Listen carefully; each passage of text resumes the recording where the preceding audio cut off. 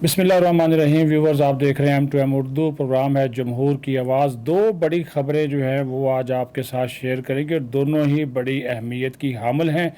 एक तो जो है वो है कि जनाब जो चीफ़ जस्टिस साहब हैं उमर अताब बंदयाल मखसूस यूट्यूबर से मिले हैं, कुछ ख़ाहिशात भी बयान करते रहे हैं और कुछ अपने साथी जजेस के ऊपर भी तनकीद की है और इमरान खान के बाद फ़ैसलों को भी उन्होंने नापसंद किया, उनके ऊपर भी तनकीद की। दूसरा जो 190 मिलियन पाउंड का केस है, इसमें एक बड़ी जो डेवलपमेंट हुई है वो आप भी सुनेंगे तो आप हैरान रह जाएंगे।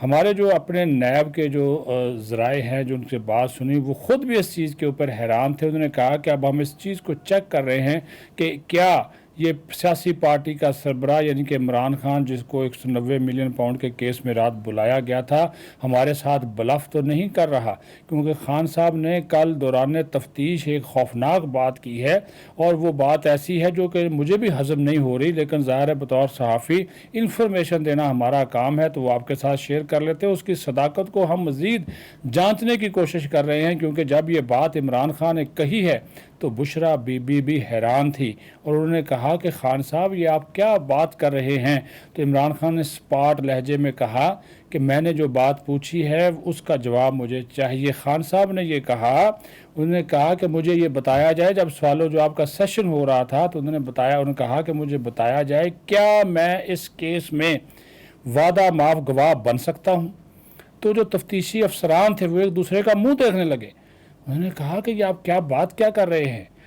तो उन्होंने कहा कि सर इसका तो हमें अपने चेयरमैन से पूछना पड़ेगा। लेकिन क्यों? उन्होंने कहा कि भाई इसमें तो फ़रोग नसीम, इसमें तो जनाब शहजाद अकबर, इसमें जुल्फ़ी बुखारी और बहुत से किरदार थे।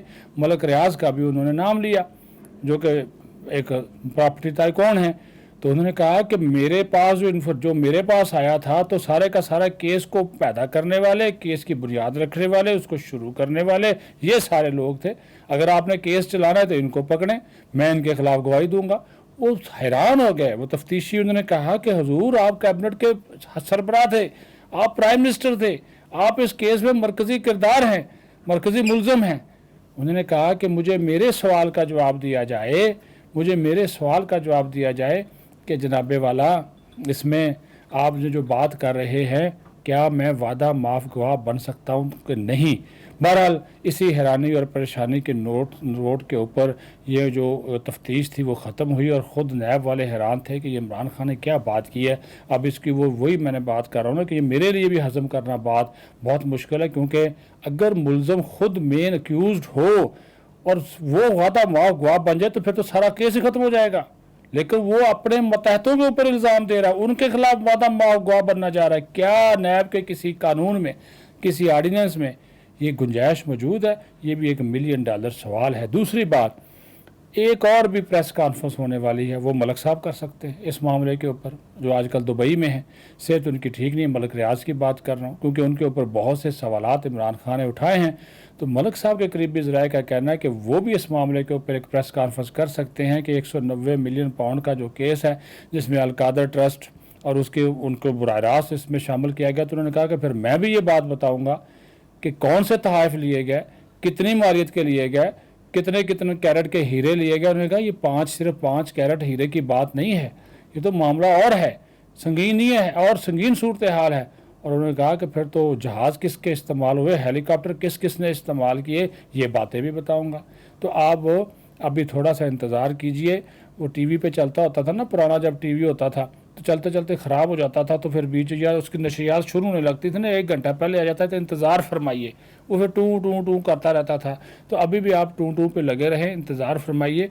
ये भी एक मलक साहब की बहुत बड़ी प्रेस कॉन्फ्रेंस या उनका जो बयान आएगा वो आपको सारे हक़ाइक़ जो है बता देगा, जिसमें इमरान खान की सदाकत, अमानत, दयानत, रास्तबाजी और बहुत सी जो चीज़ें हैं वो आपको खुलकर आपके सामने आ जाएंगी। और फिर ज़ाहिर मलक साहब के साथ जो उनके मामला थे वो भी खुलकर सामने आ जाएंगे। ये फिर आप ये भी देख सकते हैं कि इनकी जो 5 कैरेट हीरा लेने वाली बात آڈیو ایک لیک ہوئی تھی ملک صاحب کی اپنی بیٹی کے ساتھ، وہ آپ نے سن لی تھی.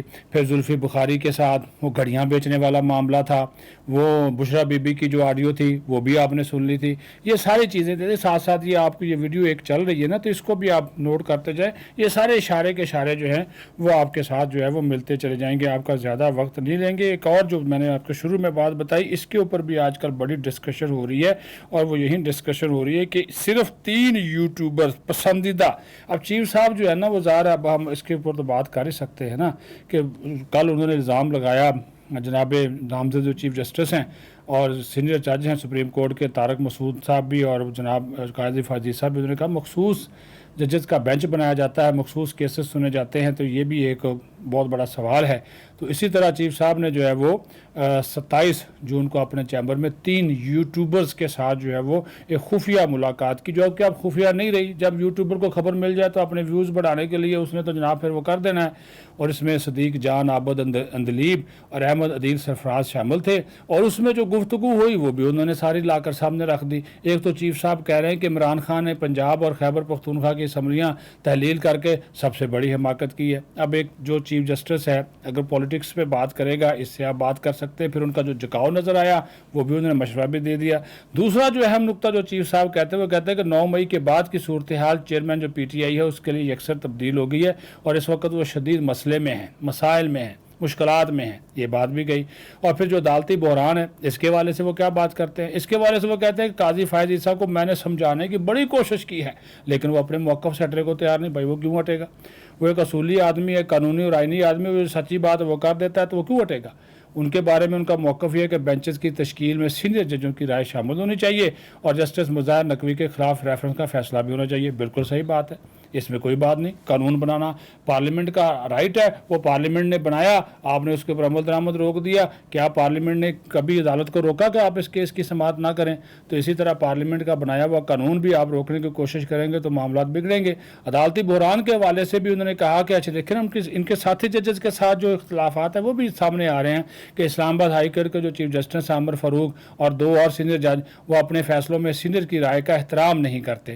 کیسز جو ہے اس کے اوپر انہوں نے یوٹیوبر سے کہا کہ سپریم کورٹ جو پریکٹس اینڈ پروسیجر بل ہے، انہوں نے کہا عید کے فوراً بعد اس پہ بحث ہوگی اور میں اس کا فیصلہ کر کے جاؤں گا، اس مسئلے کو حل کر کے جاؤں گا. تو دیکھیں نا وہ ان کو بھی کسی چیز کی جلد بازی ہے، کسی چیز کا ان کو جناب انتظار ہے. اور یہ بھی ایک اتفاق محض لگتا ہے کہ آپ وہ خفیہ طور پر ایسے یوٹیوبر سے وہ ملے ہیں جن کا سب کا جھکاؤ جو ہے وہ عمران خان کی طرف ہے، یہ جتنے بھی ہیں. اور ابھی آپ دیکھیں نا یہاں پہ عدلیہ جو ہے انصاف میں 129ویں نمبر پر ہے.